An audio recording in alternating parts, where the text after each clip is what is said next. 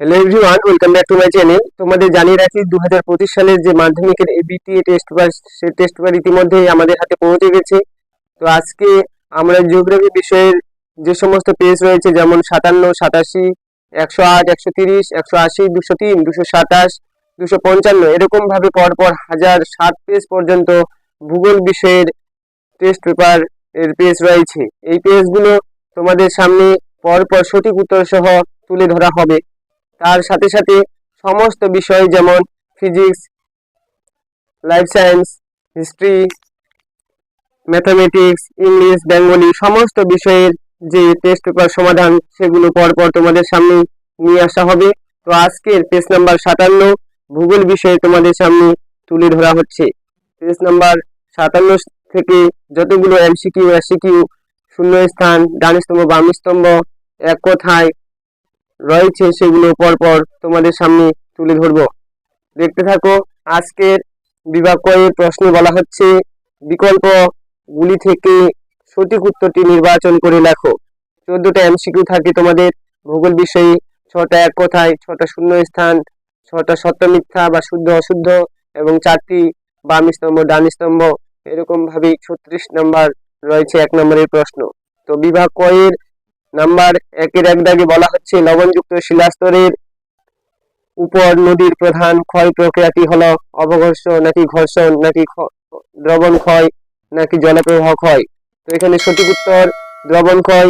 তোমাদের সুবিধার্থে আগে উত্তরগুলো দাগিয়ে দিয়েছি, যেন তোমরা স্ক্রিনশট নিয়ে পড়তে পারো। তবে স্ক্রিনশটেই শুধু নয়, ক্লাসটি ধৈর্য সহকারে দেখবে, কারণ যে বিকল্প অপশনগুলো রয়েছে, ধরুন 4টা অপশনের মধ্যে একটা অপশন সঠিক, আর বাকি 3টা অপশনের যে প্রশ্ন, সেগুলো তোমাদের সামনে তুলে ধরা হবে। তো দ্রবণ ক্ষয় এখানে সঠিক উত্তর, কারণ লবণযুক্ত শিলাস্তরের উপর নদীর যে প্রধান ক্ষয়, সেটি কিন্তু দ্রবণ ক্ষয়। বারবার পরীক্ষায় এসেছে এবং 2025 সালের জন্য ইম্পর্টেন্ট প্রশ্ন। নাম্বার 2 দাগে বলা হচ্ছে, পৃথিবীর অ্যালবেডোর পরিমাণ হলো ক 32%, খতে বলা হচ্ছে 34% নাকি 36% নাকি 38%। তো সঠিক উত্তর 34% সঠিক উত্তর, মনে রাখবে।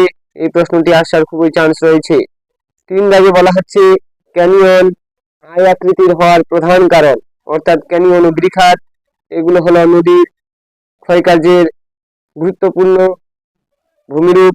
তার মধ্যে বলা হচ্ছে, ক্যানিয়ন আয় আকৃতির হওয়ার প্রধান কারণ হলো নদীর পার্শ্বক্ষয় নাকি নদীর খাড়া ঢাল নাকি নদীর নিম্নক্ষয়।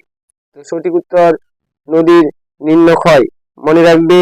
নদীর নিম্নক্ষয় এর মাধ্যমে কিন্তু আয় আকৃতি হয়ে থাকে।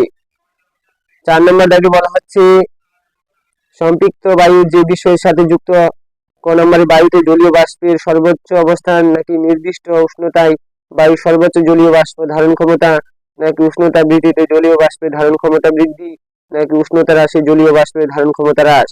তো সঠিক উত্তর খ, নির্দিষ্ট উষ্ণতায় বায়ুর সর্বোচ্চ জলীয় বাষ্পের ধারণ ক্ষমতাকে বলা হয় সম্পৃক্ত বায়ু, মনে রাখবেন।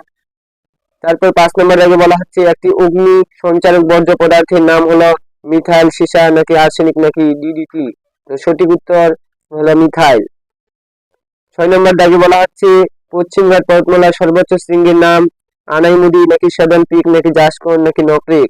তো সঠিক উত্তর আনাইমুদি। 7 নম্বর দাগে বলা হচ্ছে, পৃথিবীর সর্বাধিক উষ্ণতা ও সর্বাধিক বৃষ্টিপাত দেখা যায় নিরক্ষীয় জলবায়ু অঞ্চলে নাকি মৌসুমী জলবায়ুতে নাকি ভূমধ্যসাগরীয় জলবায়ুতে নাকি উষ্ণ মরু জলবায়ুতে। তো সঠিক উত্তর নিরক্ষীয় জলবায়ুতে। 8 নম্বর দাগে বলা হচ্ছে, পরিবেশ দিবস পালিত হয় 21শে মার্চ নাকি 21শে সেপ্টেম্বর নাকি 5ই জুন নাকি 22শে ডিসেম্বর। তো সঠিক উত্তর হচ্ছে 5ই জুন। 5ই জুন হচ্ছে পরিবেশ দিবস, মনে রাখবেন। তারপরে বিশুদ্ধ কাঁচামাল ভিত্তিক শিল্পটি হলো ক নম্বরে খাদ্য প্রক্রিয়াকরণ শিল্প নাকি খ নম্বরে লৌহ ইস্পাত শিল্প। আরেকটি কথা জানিয়ে রাখি, ক্লাসটি ভালো লাগলে বন্ধুদের মাঝে বেশি বেশি করে শেয়ার করে দেবেন এবং লাইক ও কমেন্ট দিয়ে ফারুক স্টাডি চ্যানেলের সদস্য হয়ে থাকবেন, এরকম আরো ভালো ভালো ক্লাস পেতে। এবারে পরের পেজে দেখে নিব, গ নম্বরে বলা হচ্ছে, বস্ত্রবয়ন শিল্প নাকি পেট্রো রসায়ন শিল্প। তো এখানে বিশুদ্ধ কাঁচামাল ভিত্তিক শিল্প হলো বস্ত্রবয়ন শিল্প, মনে রাখবে বস্ত্র বয়ন শিল্প হলো বিশুদ্ধ কাঁচামাল। তারপরে ভারতের দীর্ঘতম জাতীয় সড়ক পথটি হলো NH7 নাকি NH6 নাকি NH44 নাকি NH55। তো এক্ষেত্রে ভারতের দীর্ঘতম জাতীয় সড়ক তোমাদের জানিয়ে রাখি যে বর্তমানে রয়েছে 44, কিন্তু অপশনে আমরা 44 এখানে দেখতে পাচ্ছি না। তো সঠিক উত্তর পূর্বে ছিল NH7। তো এক্ষেত্রে সঠিক উত্তর আমরা NH7 করব, মনে রাখবে। তারপরে 11 নম্বর দাগে বলা হচ্ছে ভারতের উচ্চতম জলপ্রপাত এঞ্জেল জলপ্রপাত নাকি নাইগ্রা নাকি জোগ নাকি কুঞ্চিকল নাকি কুঞ্জিকল। তো এটার নাম হচ্ছে কুঞ্চিকল। ভারতের যে উচ্চতম জলপ্রপাত রয়েছে তার নাম হলো কুঞ্চিকল, মনে রাখবে কুঞ্চিকল।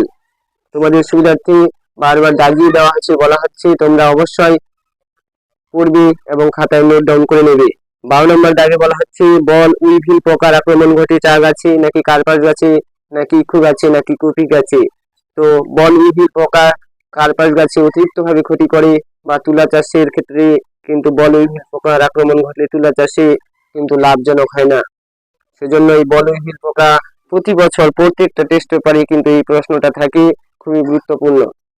তারপরে 13 নম্বর দাগে বলা হচ্ছে মৌসুমী বিস্ফোরণের ফলে যে ঋতুর সূচনা হয় সেটি হলো গ্রীষ্মকাল নাকি শীতকাল নাকি শরৎকাল নাকি বর্ষাকাল।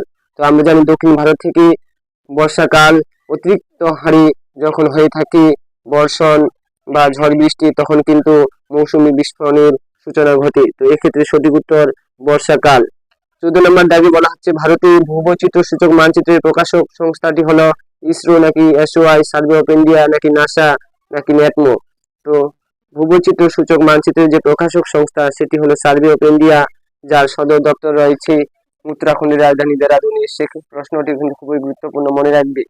এবার বিভাগ খতে বলা হচ্ছে নিম্নলিখিত বাক্যগুলি শুদ্ধ হলে সু এবং অশুদ্ধ হলে অলিখ।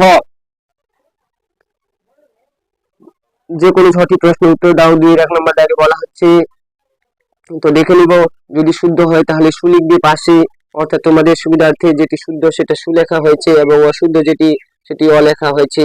প্রশ্নে যেরকম ভাবেই আছে সেরকম ভাবে লিখতে হবে। অনেকেই পরীক্ষায় নিজের মতো লিখে আসে, এগুলো যে লাইনটি দিয়ে দিয়েছে সু লিখতে বলা হয়েছে কিন্তু সত্য মিথ্যা লিখে আসে অনেক স্টুডেন্ট। সেক্ষেত্রে কিন্তু টিচারের উপর নির্ভর করে, টিচার ভালো মনে করলে নাম্বার দিতে পারে, আর যদি সেরকম অন্য মাইন্ড নিয়ে নেয় টিচার, কারণ টিচারের হাতে সেই তখন খাতার উত্তরের নাম্বারটা থাকে। তো তোমরা অবশ্যই শুদ্ধ হলে সু লিখে আসবে, অশুদ্ধ হলে অলিখবে, নিজের মতো লিখতে যাবে না। যেরকম ভাবে এই প্রশ্নের ধাঁচ রয়েছে সেরকম ভাবে ফাইনাল পরীক্ষায় তুমি বা তোমরা এই প্রশ্নগুলো পেয়ে থাকবে। 2 নম্বর দাগে দেখে নিব, বলা হচ্ছে যে কোনো 6টি প্রশ্নের উত্তর দাও। তোমরা 6টি প্রশ্নের সাথে সাথে তোমরা এখানে 7টি প্রশ্ন পাবে, তো 7টি উত্তর করে দিয়ে আসবে।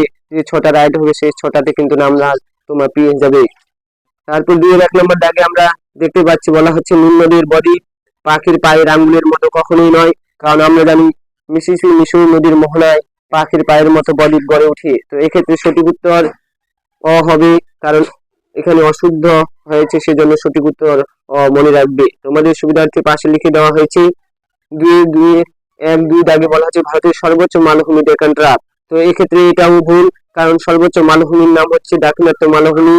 তারপর 3 দাগে বলা হচ্ছে স্কারবার পদ্ধতিতে বায়ু ধোঁয়া ও বর্জ্য নিষ্কাশন করা হয়। তো এটি অবশ্যই শুদ্ধ, কারণ বর্জ্য ব্যবস্থাপনার যে চ্যাপ্টার রয়েছে সেখানে আমরা কিন্তু ধোঁয়া ও বর্জ্য নিষ্কাশন স্কারবার পদ্ধতিতেই করতে পারি। তারপর 4 নম্বর দাগে বলা হচ্ছে টর্নেডো একটি নিয়ত বায়ুপ্রবাহ কখনোই নয়, টর্নেডো নিয়ত বায়ুপ্রবাহ, টর্নেডো একটি আকস্মিক বায়ু। তো এক্ষেত্রে এটিও ভুল। তারপর পিঙ্ক সিটি বলা হয় জয়পুরকে, অবশ্যই জয়পুর শহরকে, রাজস্থানের জয়পুর শহরকে পিঙ্ক সিটি নামে আমরা জানি। তো এক্ষেত্রে এটি সত্য বা সু। তারপর 6 নম্বর দাগে বলা হচ্ছে ডিমের ঝুড়ি ভূমিরূপটি গঠিত হয় নদীর সঞ্চয় কার্যের ফলে কখনোই নয়, ডিম ভর্তি ঝুড়ি বা ড্রামলিন গঠিত হয় হিমবাহের কাজের ফলে। তো এক্ষেত্রে এটিও ভুল বা অ। তারপর 7 নম্বর দাগে বলা হচ্ছে বাতাসে ভাসমান অতি সূক্ষ্ম কঠিন বস্তুকণাকে অ্যারোসেল বলে, অবশ্যই শুদ্ধ। তো এটা সু। এবার আমরা দেখে নিব 2 দাগে বলা হচ্ছে উপযুক্ত শব্দ বসিয়ে শূন্যস্থান পূরণ করো। যে কোনো 6টি প্রশ্নের উত্তর দাও। তোমাদের প্রশ্ন থাকবে 7টি, অবশ্যই তোমরা 7টি প্রশ্নের উত্তর করে আসবে। যে 6টা রাইট হবে সেখানে কিন্তু 6 নাম্বার তোমরা পেয়ে যাবে। অবশ্যই ক্লাসটি ধৈর্য সহকারে দেখবেন এবং ফারুক চ্যানেলটিকে সাবস্ক্রাইব করে নতুন সদস্য হলে পাশে থাকবেন এবং ক্লাসটি ভালো লাগলে লাইক ও কমেন্ট দিয়ে আপনাদের উপস্থিতি অবশ্যই জানাবেন। বলা হচ্ছে 2-1 দাগে বলা হচ্ছে ভারতের হিমালয় একটি ড্যাশ পর্বত। তো ভারতের হিমালয় একটি প্রাচীন ভঙ্গিল পর্বত। এই জায়গায় লিখতে হবে, তোমাদের সুবিধার্থে উত্তরগুলো লিখে দেওয়া হয়েছে। তারপর বলা হচ্ছে 2 নম্বর দাগে ফ্লাই অ্যাশের প্রধান উৎসের নাম ড্যাশ। তো ফ্লাই অ্যাশের প্রধান যে উৎস তা হলো জীবাশ্ম জ্বালানি, মনে রাখবে। 3 দাগে বলা হচ্ছে শহর থেকে দূরে নিচু খোলা জায়গায় বর্জ্য পদার্থ জমা করাকে ড্যাশ বলা হয়। তো নিচু খোলা জায়গায় বর্জ্য পদার্থ যে আমরা ফেলি, শহর হোক বা গ্রাম হোক, সেই জায়গায় যে ভরাট করা হয় তাকে ভূগোলের ভাষায় জৈব ভরাটকরণ বলা হয়, মনে রাখবে। তারপর 4 দাগে বলা হচ্ছে ভারতের প্রথম পাতাল রেল চালু হয় ড্যাশ শহরে। তো ভারতের প্রথম পাতাল রেল 1984 সালে কলকাতা শহরে চালু হয়। তারপর 5 নম্বর দাগে বলা হচ্ছে ITCZ মানে ইন্টার ট্রপিক্যাল কনভার্জেন্স জোন দেখা যায় ড্যাশ অঞ্চলে। তো নিরক্ষীয় অঞ্চলে সঠিক উত্তর, মনে রাখবে। 6 নম্বর দাগে বলা হচ্ছে ব্ল্যাকফুট রোগ হয় ড্যাশ এর প্রভাবে। তো ব্ল্যাকফুট রোগ হয়ে থাকে আর্সেনিকের প্রভাবে, মনে রাখবে। খুবই গুরুত্বপূর্ণ প্রশ্ন। ব্ল্যাকফুট বা ইটাই বা আউচ রোগ হয় ক্যাডমিয়ামের অভাবে, মনে রাখবে। সেটাও কিন্তু পরীক্ষায় এসে থাকে বারবার। 7 নম্বর দাগে বলা হচ্ছে শীতকালে শিল্পাঞ্চলে জলীয় বাষ্প ঘনীভূত হয়ে ধূলিকণার সাথে মিশে তৈরি হয় ড্যাশ। তো সঠিক উত্তর হবে ধোঁয়া ও কুয়াশা মিলে ধোঁয়াশা তৈরি হয়, মনে রাখবে। খুবই গুরুত্বপূর্ণ প্রশ্ন। শীতকালে কিন্তু এই ধোঁয়াশার সৃষ্টি হয়, তো অবশ্যই এটাও এক কথায় মনে রাখবে। ক্লাসটি ভালো লাগলে অবশ্যই লাইক ও কমেন্ট দিয়ে আপনাদের উপস্থিতি জানাবেন। এবার 2-3 দাগে বলা হচ্ছে যে একটি বা দুটি শব্দে উত্তর দাও যে কোনো 6টি প্রশ্ন।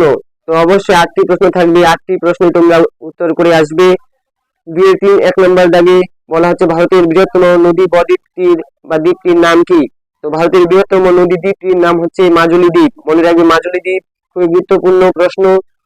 2 নম্বর দাগে বলা হচ্ছে বায়ু সঞ্চয় কার্যের ফলে গঠিত দুটি ভূমিরূপের নাম লেখো। তো বায়ু সঞ্চয় কার্যের ফলে গঠিত যে দুটি গুরুত্বপূর্ণ ভূমিরূপ তার নাম হচ্ছে লেহ সমভূমি এবং বালিয়ারি। তারপরে দুন উপত্যকা কাকে বলা হয় বা কাকে বলে, দুন উপত্যকা কাকে বলা হয়, এখানে তোমাদের সুবিধার্থে উত্তরটা লেখা নাই বড়, সেজন্য তো বলে দিচ্ছি, অবশ্যই তোমরা নোট ডাউন করে পড়ে ফেলবে। শিবালিক ও হিমাদ্রি উপত্যকার মধ্যবর্তী যে উপত্যকা তাকে দুন বলা হয়। দুন শিবালিক ও হিমাদ্রি উপত্যকার যে মধ্যবর্তী জায়গা তাকে কিন্তু দুন বলা হয়, মনে রাখবে। তারপর 4 নম্বর দাগে বলা হচ্ছে ভারতের মহাকাশ গবেষণা সংস্থার নাম কি। তো ভারতের মহাকাশ গবেষণা সংস্থার নাম ইসরো, মনে রাখবে। খুবই গুরুত্বপূর্ণ। ইসরো চন্দ্রযান 3 ভারতের সাফল্য পেয়েছে। তো চন্দ্রযান 3 তোমরা যে জিকে ধরনের প্রশ্ন হয় সেটাও পড়ে রাখবে। তারপর 5 নম্বর দাগে বলা হচ্ছে ই ওয়াস্ট কি। ই ওয়াস্ট বলতে ইলেকট্রিক বর্জ্যকে বলা হয়, মনে রাখবে। 6 নম্বর দাগে বলা হচ্ছে ভারতের দক্ষিণতম বিন্দুর নাম কি বা কাকে বলা হয়। ভারতের দক্ষিণতম বিন্দু বলা হয়, ধরুন এটা যদি ভারতের ম্যাপ হয়ে থাকে তাহলে ভারতের এই জায়গায় ছোট ছোট আন্দামান নিকোবর দ্বীপপুঞ্জ রয়েছে, এই জায়গায় রয়েছে কিন্তু এই জায়গায় রয়েছে ইন্দিরা পয়েন্ট। সাগর সম্রাট সাগর বিকাশ জায়গায় ধ্বংসের মুখে রয়েছে, এটা ভারতের শেষতম বিন্দু দক্ষিণের। আর যদি ভারতের মূল ভূখণ্ডের শেষতম বিন্দু বলে তো কন্যাকুমারিকা অন্তরীপ। আর যদি বলে ভারতের উত্তরের বিন্দু শেষ তাহলে ইন্দ্রাকল, মনে রাখবে। আর ভারতের যদি পূর্বতম বলে তো হবে কিবিথু, আর যদি বলে পশ্চিমতম তাও হবে গুহারমতি, মনে রাখবে। খুবই গুরুত্বপূর্ণ প্রশ্ন। তারপরে প্রশ্ন বলছে বলসন, তাহলে মরু অঞ্চলের শুষ্ক নদী খাতকে বলা হয় বলসন, মনে রাখবে। খুবই গুরুত্বপূর্ণ প্রশ্ন বায়ু থেকে। তারপর 8 নম্বর প্রশ্ন বলা হচ্ছে সোনালী তন্তু কাকে বলা হয়। তো পাটকে বলা হয় সোনালী তন্তু, মনে রাখবে। লেখা হয়নি, সোনালী তন্তু বলতে পাটকে বলা হয়, পাটকে সোনালী তন্তু বলা হয়, মুখস্থ করে নাও। তারপরে বাম দিকের সাথে ডান দিক মেলাও, মনে রাখবে। বাম দিকের সাথে ডান দিক মেলাও, 4 নম্বর 4টাই আসবে, 4টাই করতে হবে। বাম দিকে বলা হচ্ছে ইউট্রোফিকেশন নদী সমভূমি প্রবাহ, কালবৈশাখী ডক্টর উইন্ড। আর বাম দিকে দিচ্ছে প্লাবন প্রাণীর মৃত্যু, হারমাট্টান। আর দিয়েছে মার্চ এপ্রিল। তো কার সাথে কার মিল হচ্ছে দেখে নি। ইউট্রোফিকেশন যখন ফ্যাঙ্গাস জমে যায় জলে বা কোনো জলাশয়ে পুকুরে তখন কিন্তু প্রাণীর মৃত্যু হয়ে থাকে। অক্সিজেন বায়োলজিক্যাল যে অক্সিজেন ডিমান্ড সেটা কিন্তু কমে যায়, সেজন্য প্রাণীর মৃত্যু ঘটে।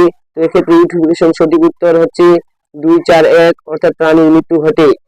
তারপর নদীর সমভূমি প্রবাহ, তো নদীর সমভূমি প্রবাহ ঘটলে প্লাবন ভূমি যে গড়ে ওঠে নদীর সঞ্চয় কাজের একটি গুরুত্বপূর্ণ ভূমিরূপ। কালবৈশাখী ঘটে থাকে পশ্চিমবঙ্গে, তো এটা মার্চ এপ্রিল মাসে ঘটে থাকে, মনে রাখবে। আর ডক্টর উইন্ড বা ডক্টর বায়ু বলা হয়, বা ডাক্তার বায়ু বলা হয় হারমাট্টানকে, মনে রাখবে, খুবই গুরুত্বপূর্ণ। দেখতে পাচ্ছেন করো চিহ্ন হয়ে গেল। তো এরকম ভাবে চারটা আসবে, চারটায় করতে হবে। এই ছিল আজকের ভূগোল বিষয়ের এবিটি টেস্ট পেপার 2025 সালের মাধ্যমিক পরীক্ষার্থীদের জন্য। ভালো লাগলে ক্লাসটিকে বেশি বেশি করে বন্ধুদের মাঝে শেয়ার করে দেবেন এবং ফারুক স্টাডি চ্যানেলটিকে লাইক ও কমেন্ট দিয়ে আপনাদের উপস্থিতি জানাবেন এবং ভালো লাগলে ফারুক স্টাডি চ্যানেলটিকে বেশি বেশি শেয়ার করবেন। বাই, দেখা হচ্ছে পরের ভিডিওতে।